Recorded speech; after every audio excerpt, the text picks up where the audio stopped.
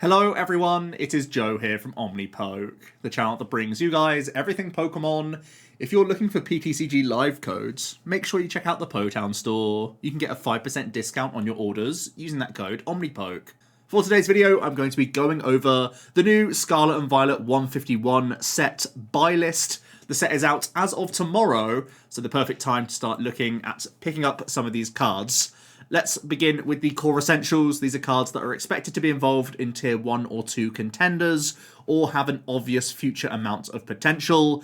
And it's a pretty easy and cheap set this time around. This is, of course, like a holiday set, so there aren't a huge amount of impactful cards. Mew EX, though, is super impressive and can go into so many decks in the game, and will continue to have insane future potential because the attributes of this card are just phenomenal. Gives you consistency with that restart ability, has inherent free retreat, so it gives many archetypes an easy pivot option, and because its attack cost is 3 colorless, it's very versatile, can take advantage of all sorts of energy acceleration that we have current in the game, and going into the future. So this is a no-brainer pickup, no matter what deck you're playing, really, because it can be justified in almost everything. And I think 2 copies sounds like the sweet spot. There haven't been many decks that I have built that require more than 2 copies of this card, so I think 2 really is fine. For the majority of decks, it's going to be just 1 count, so 2 is really safeguarding you around that. From there, we have a Zapdos EX. This is potentially an easy one-of inclusion into Miraidon. We've seen already in the Champions League in Yokohama that Zapdos was in the most recent Miraidon decklist that took first place, and it seems to be a really decent option. It can provide the deck with alternative free retreat options via its ability, and the multi-shot lightning attack can be a very solid follow-up play after attacking with a Miraidon. Especially if you're using an escape rope or a boss's orders, so you're hitting 120 into a new active Pokemon and dealing 90 damage to a benched Pokemon that you damaged on the previous turn. Alternatively, against single prize Pokemon, you can use this alongside a Flying Entry Hawlucha or just some other prep damage in the deck so that you are getting those spreads in. It seems like a really solid option.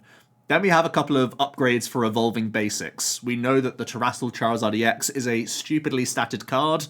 One of the things holding it back this time in the format has been the 60 hit point Charmanders, which are so vulnerable to Sableye shenanigans here and there. So gaining an extra 10 hit points is solid, and you gain another decent attack with that Blazing Destruction being able to discard a stadium. This gives you some additional safeguard against Path to the Peak, which is at least something going for you.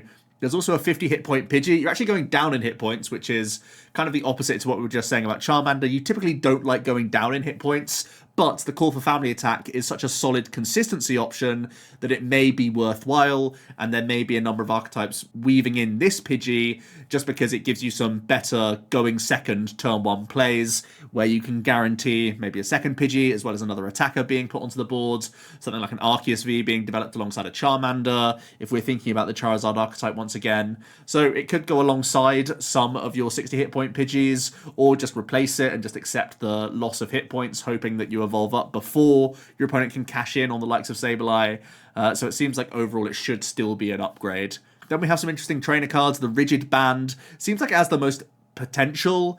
I feel like there could be a couple of stage 1 archetypes out there that could already benefit from this, but ultimately I'm putting this on the list because it's a reduction of 30 damage for stage 1 Pokemon, and the more EX stage 1s we get in the format, the more we can sort of turn these stage 1s to feel like they're basically V-Star, or sometimes even like stage 2 hit points effectively, when we're pushing these like 260, 270 hit point thresholds up to those sort of 300 thresholds. It's going to feel a lot better. So having a nice tanking tool for some of these stage 1s seems pretty valuable to me. There's also a Stadium in Cycling Road. I don't think this card is super impressive, but it says draw on the card, and it can be a Stadium bounce universally for many decks in the format whenever we need to have a bounce to Path to the Peak, so it feels versatile enough that I'm considering having this in high accounts, so seems like a pretty solid card. May end up going into Gardevoir, especially if we are now terrified of putting down Greninja in our Guardi decks, just in case it gets hacked for some spreads by the opponent via their Mew EX, so could be an alternative for Gardevoir in the future as well, if it's terrified of using its own Radiant Greninja. And then finally we have the Grabber item. which forces the opponent to reveal their hand. Then you put a Pokemon you find there to the bottom of their deck. I'm going for the really high count of 4 here, because I have seen a number of Fusion Strike Mew builds playing a really high grabber count in Japan, to decent success as well. I think the idea here is that you just have some additional disruption in the deck. You're definitely disrupting the likes of Lugia's opening setup plays. You're denying some Gardevoir easy setup plays and such. So sometimes you're just a little bit annoying, and because this is overall increasing your item density and is always at least an insta-playable that gives you some hand information from the opponent, it can also inform whether or not you need to use a Judge or a Roxanne even, depending on their hand size, or you can even use this after a Judge or a Roxanne to increase the likelihood that your opponent has no viable resources. And even if we don't end up playing 4 copies in a Mew-based build, it still could end up being like just a 1 or 2 of that adds in a bit of spice and a bit of disruption if your opponent isn't expecting it, so the card feels pretty solid. Additionally, this could be a really big card for controlling players, and there are some other cards that I want to talk about specifically for control on the Believer buy list as well, so certainly pick this up. It gives you some good hand information for the control players. This can be great pre-Sydney or even pre the new Erica supporter that I'll get onto momentarily. So it also seems to be a good pickup for those players looking to not take prizes and have alternate win conditions. Onto the Believer buy list then. It's a really interesting set, the 151 set, because there seems to be a ton of cards that feel just below the bar and not quite good enough, but in the right metagame or with the correct build around them, they could end up still seeing a decent amount of play. So there's a lot of cards here that could be mid-tier contenders or have a good amount of potential for the future. So there is still a lot to cover, and there may be some cards on these slides which whet your appetite. Let's start with some of the EXs. We have the Blastoise EX over here. 330 natural hit points plus the Solid Shell ability, reducing damage by 30 it takes from attacks is already really appealing. Plus the Twin Cannons attack. If you discard 2 water from your hand, you are dealing 280, which is a really solid threshold. So just the base stats on Blastoise seem very powerful. Kind of reminds me of Charizard, actually, where just the base stats are so good that there is an appeal towards this card. And we already have Irida, right? So it's not too difficult to establish a rare candy engine. It has a 2 energy attack cost, so we can try and weave this in alongside a Palkia. We know that Palkia Bibarel is already an archetype, and we've even seen Chen Pao in that archetype to an extent as well. So it's not too far-fetched to think about having some superior or regular energy retrievals in this deck list, alongside some rare candies, and you give yourself a 2-prize tanking Pokemon that can churn through opposing V-Stars. I can feel this being a really annoying card, for example, for Lugia players to deal with. So it seems pretty solid in that regard. Don't pick up the new Squirtle, they only have 60 hit points. Pick up the Pokemon Go Squirtle if you do want to start playing around with Blastoise EX. Venusaur is also really interesting, another sort of tanky Pokemon. 340 base hit points with the Tranquil Flower ability, where when this is in the active, you can heal 60 from one of your Pokemon. I think the idea is going to be if you have multiple Venusaur set up, you can sort of dance between them. You could try and make a tanking style archetype, similar to good old Werelord EX Rough Seas, where you just try to undo damage constantly. There could end up being this deck where you just try and build as many Venusaur EX as possible and just bounce between them, tranquilling the thing that just took the damage. That could be a cool idea in concept, but I think it's a little bit clunky right now. Tanking is a little bit invalidated with some of the higher damage output cards we have in the game, like Chen Pao, for example, so I think it'll always be on those fringes, but is also a pretty interesting card. Now, unfortunately, the optimal basics for Venusaur actually includes the Bulbasaur from the illustration contest. It's a promo. I think it's around £10 each, so they're a little bit expensive if you want to have them, but they have draw and the most hit points, and the best Ivysaur is also from Pokemon Go. So again, just have to worry about getting the Venusaur, then you're picking up some older evolution Pokemon. We then have Arbok EX. There has been some murmurings of this card. I know Azul is a high-profile player who's had some interest in the card. I don't think it's all that powerful personally, but I know there's already people looking at this card in a different light, so I'm going to give it its due. It is a Dark-type Pokemon. It has some decent damage output at its disposal, and it has some disruption as well. Bind Down can prevent retreating, which is pretty okay, and its secondary attack deals 150 and forces your opponent to discard 2 cards from their hand. The opponent chooses which cards, but the idea is that if you are are doing mid to late game Ionos plus this attack, you are forcing them down to possibly 0 card hands in certain situations. That's the ideal at the very least, which is admittedly a very powerful combination. We've seen this even with like Malamar VMAX in recent history be a possible decent archetype at times, and I think this is trying to do a similar thing. For me, it's still a really expensive attack cost. You probably need to play Dark Patches and possibly even like Darkrai V-Star to make this work, or even just like Raihan's plus Dark Patches. It's going to be a lot of work to get this archetype set up. Its damage output isn't really good unless you're hitting into, you know, weakness with Mew or with Gardevoir. Even against Mew, you need to have a damage modifier to knock them out. So I'm uninspired by this card, but, you know, there could be some handlock style decks, and if you're able to continue this handlock, you're sometimes going to be in a really good spot.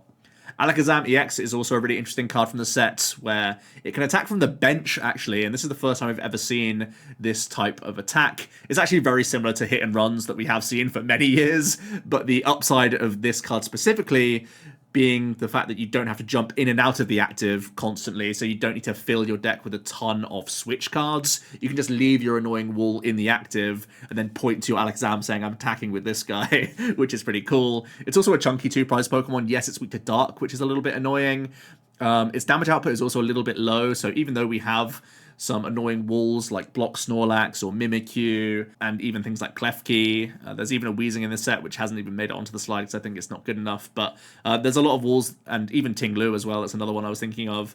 These are all cards that can try and buy you time here and there, but I don't think it's going to be that powerful overall. You also have the Mind Jack option, which does 90 and 30 more for each of your opponent's bench Pokemon. This is also a pretty decent threshold of damage, but also you're just not reaching these one-hit KOs that we're looking for in a format right now. So I think it's probably going to fall just short of the line of being a playable card. I'm personally really excited to play around with Alakazam, though, because I think it's at least a very cool deck that we have in the format.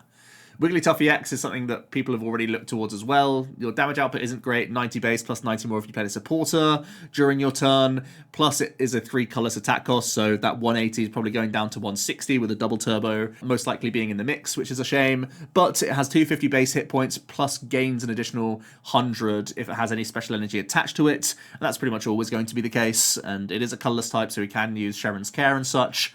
This deck really feels similar to like an Oinkologne EX that we've seen from the Scarlet base set. I think it's not going to be too different. We know that abilities can get shut down in so many decks right now, so I'm not all that inspired by it, but at least I can see a very obvious way of how they're trying to direct us into building a Wigglytuff EX deck.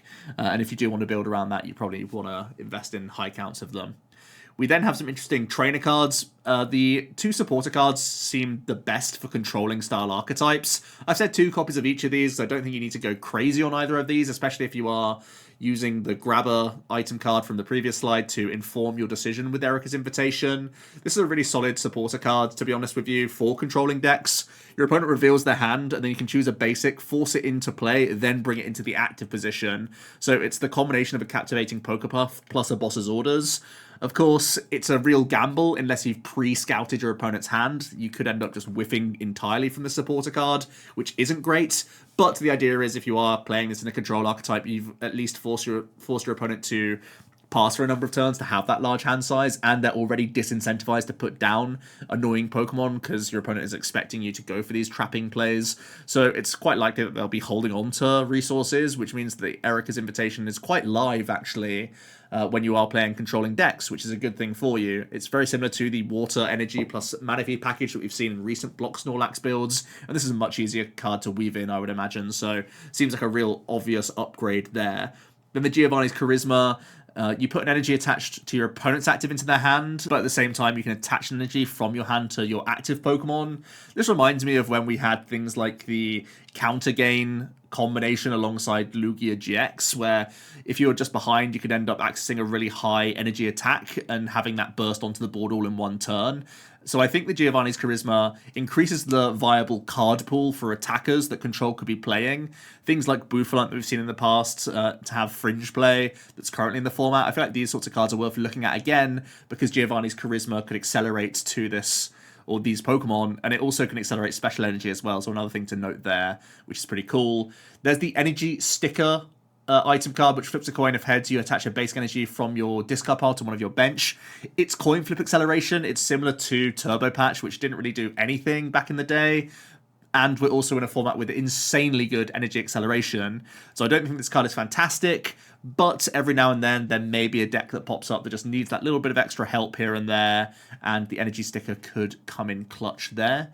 Charizard EX is another one from this set. I feel like it's obviously going to be playing second fiddle to the Terrestrial Charizard EX, but this one can deal 330 damage. It could be your sort of early game burst, and even though its attack cost is 4, in theory, if you get multiple stage 2s out, yes, it's a lot of work, you could power up this Charizard EX with your Dark-type Charizard EX, then get a turn attachment. You deal that 330, huge chunk of damage, you start initiating that prize race knowing that you have your Terrazards in the back for the higher damage output late game. It's likely to be too much work, and at most you're going to play one copy of this card. It also has a 1 energy attack, which synergizes with Magma Basin as well. You can deal 160 if you're damaged. That's actually pretty efficient and easy to use, which is at least something going for you. And it can be used after you've used an Explosive Vortex quite easily without having to recommit resources into the card. So, again, not a terribly statted card, but probably just too much work when we have a slightly better Charizard in format right now, just for the context of where we are in the game. The Snorlax Leftovers package I'm really interested in. This ability allowing you to grab 2 Leftovers back immediately into your hand seems really cool. It has synergy with a single prize Electrode deck if you want to try and make this happen, where you're doing 20 plus 40 more for each tool you discard from your Pokemon. It's actually a pretty efficient level ballable single prize deck, obviously. So having a couple Snorlax in play, having your Electrode line could be a really easy way to just chain some reasonable damage output when you're constantly recovering the leftovers.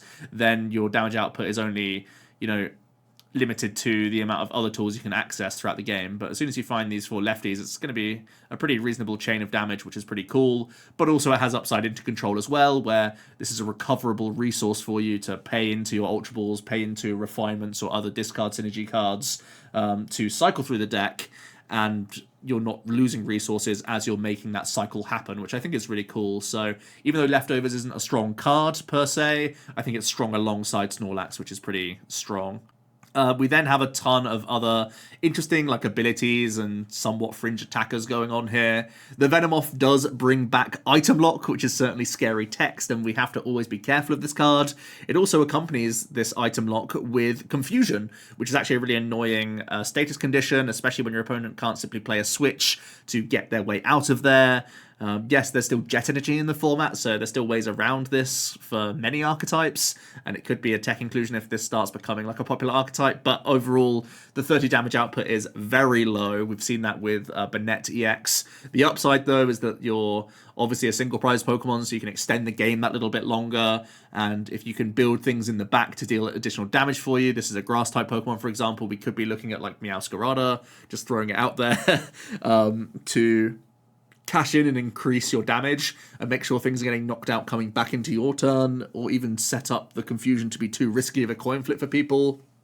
It could be pretty interesting to play around with, and I know that people don't need to be asked twice to try Item Lock all over again. We then have the Nidoking Queen package. Another thing that people love trying is 0 energy decks, and the Nidoking provides that. If you have a Nidoqueen in play, your attack cost becomes 0. You deal 190 in poison, so that's 200 damage, and we even have the Hisuian Radiant Sneasler, so we can push that damage output even more. So it's a dark type, it has high hit points. Yes, it's going to be a heavy setup deck, but when you gain sometimes 10 spaces or so by playing 0 energy in your list, maybe it's passable. You also have the Queen Press from Nidoqueen itself. It does 90. During your opponent's next turn, you prevent all damage done to this Pokemon by attacks from basic Pokemon. So it's similar to Flying Pikachu V Max. Could be an interesting card, actually. So there may be reason to play some energy in the Nido deck, just because this could give you some better matchups into the likes of Miraidon, the likes of Lost Zone box players. Could be a real headache for them. Of course, you can get around the Nidoqueen via Sableye, but the high hit points on this Nidoqueen make it a bit of a headache for them. So yeah, I think there may be something here to experiment with. Just because decent type coverage, single prize deck, probably too much work, probably doesn't have enough draw, but will be fun at least. Dodrio also looks pretty cool. I think once we get the Jirachi from the Paradox Rift set, I'm going to look at this card a lot more seriously, because it draws and it can deal decent damage. Just right now it gets absolutely wrecked by Sableye, and that's very prominent in the meta game right now.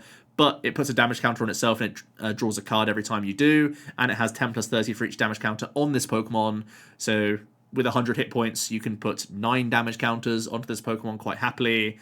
9 threes is that 270, plus the 10 base means 280 for one colorless, very versatile and powerful stage 1 attacking Pokemon.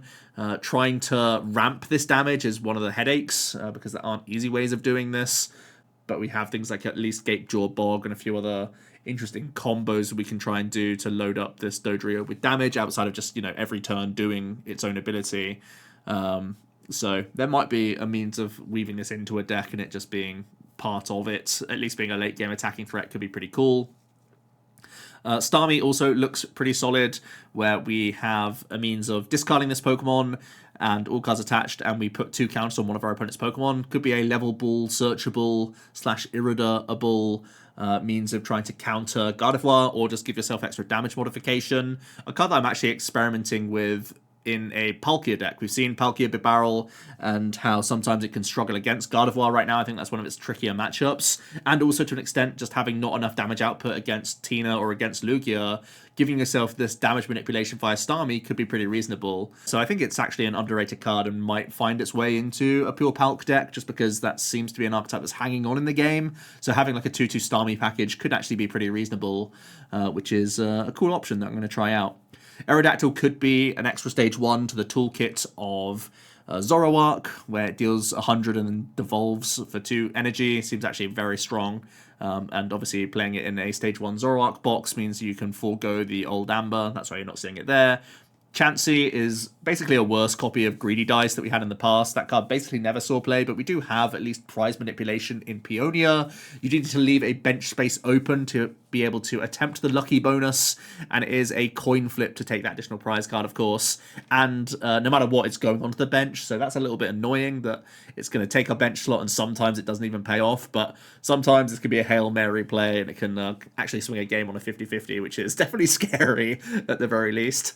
Sandshrew is definitely a binder card. It protects us from future potential control or stalling archetypes if ever control gets big enough, or if you're scared of it, or just don't want to play against control, or if you live near Sander at League Cup, you can add in a Sandshrew into your deck and have a better time there. I've already mentioned Electrode when talking about the Lefties Snorlax package, and that's basically what will be the build around, possibly even just like an early game attacker for possibly a Rotom V and V Star archetype. Could be pretty interesting, where you use the Electrode to discard all the tools, and then you have the late game beat stick of the V and V Star where you're lost zoning those discarded tools. Could be pretty interesting.